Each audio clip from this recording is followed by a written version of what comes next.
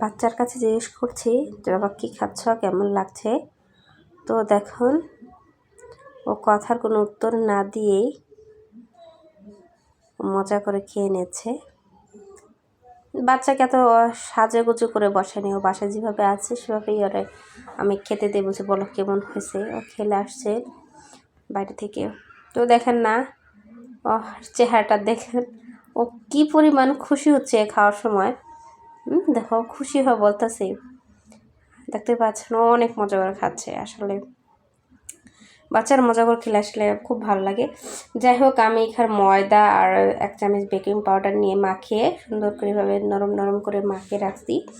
আর পাশে গুড় আর তিল, গুড় কুচি কুচি করে তেল দিয়ে মাখিয়ে আমি এই ডোটার ভিতরে সুন্দর করে ভরে দেবো। এভাবে করে গোল গোল করে ভরে দেবো। একদম সোজা ইজি, কোনো সমস্যা হবে না। একদম আছে না কেমনে সেমনে কোনো টেনশন নাই। আপনি জাস্ট 2 কাপ ময়দা নেবেন, 1 চামচ বেকিং পাউডার দিয়ে হালকা হালকা একদম হালকা, আপনার ঠান্ডা পানি দিয়ে করলে বেস্ট হয়, গরম পানি লাগবে না। যাই হোক, ঠান্ডা পানি দিয়েই মানে নর্মাল পানি যেটা আমরা খাই, ফ্রিজের না, এভাবে যে নরমাল পানি সেটা দিয়ে গুলিয়ে রেখে দেবেন একটু নরম নরম করে। এভাবে আপনি দেখতে পাচ্ছেন টেক্সচারটা কি সুন্দর, একদম তুলতুলে হয়েছে। তো সেটার ভিতরেই বেশ বড় বড় হবে, সেটার ভিতরে 2 চামচ করে আমি দিয়ে ওরকম গোল গোল করে রেখে দিয়েছি। আর যখন আমি প্যানে দিব তখন এই পাশাপাশি একটু তেল লাগিয়ে দিব, মানে পরে দেখতে সুন্দর লাগে।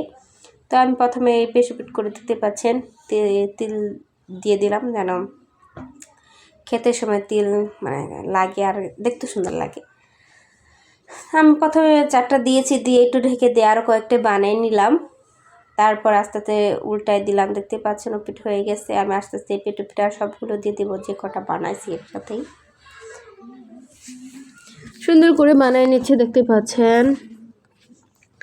তারপর আমি একটু মানে যেতে যেতে মানে একটু জাতা দিয়ে দিয়ে একটু চ্যাপটা করে নেব। হ্যাঁ, সুন্দর করে দিয়ে দিচ্ছি, দেখতে পাচ্ছেন সবগুলো সুন্দর ভাজা হয়েছে। আমি এখানে একটু তেল দিয়ে নিব, হালকা একটু তেল দিয়ে, একদম কম, দেখতে পাচ্ছেন ওই যে সামান্য একটু তেল দিয়ে ভেজে নিচ্ছি, বেশি তেল দিচ্ছি না। তো বিকেলের নাস্তা হিসেবে কিন্তু এটা খুব চায়, বিকেলের নাস্তা, কারণ সকালের নাস্তা সব কিছুতেই যায়। বাচ্চাদের টিফিনে তো 100 ভাগের 100%ই যাবে বাচ্চাদের টিফিনে। আর বানাতে এত সোজা, আপনি আধা ঘন্টা লাগবে না, আপনি বানিয়ে ফেলবেন 15 মিনিট হায়েস্ট। আপনি যদি মাখে আর নগদে বানাতে চান তাও সমস্যা নাই, রেখে দিয়ে বানাতে চান তাও সমস্যা নাই। যাই হোক, সুন্দর করে বানাই নিলাম। যাক, আপনাদের যদি কেউ ভালো লাগে শর্টকাটে রান্নাটা বিকালের নাস্তা হিসেবে, তো সবাই লাইক কমেন্ট করে দিয়ে যাবেন। আর এত গরম ছিল যে আমি কি বলবো, আমি ধরার সময় তো ছটফট করতেছিলাম। দেখতে পাচ্ছেন ভিতরটা কত রসালো হয়েছে। ওয়াও! আরও দেখেন চুয়ে চুয়ে পড়তেছে। তো খেতে বেশ অনেক মজা হয়েছিল। লাইক কমেন্ট অবশ্যই করবেন। আর কেমন হয়েছে আপুর এই নতুন রেসিপিটা সেটাও বলবেন। আর আমি খেয়েও দেখাচ্ছিলাম, আবার ভিতরটাও দেখাচ্ছিলাম। দেখতে পাচ্ছেন কত সুন্দর। সবাই ভালো থাকবেন।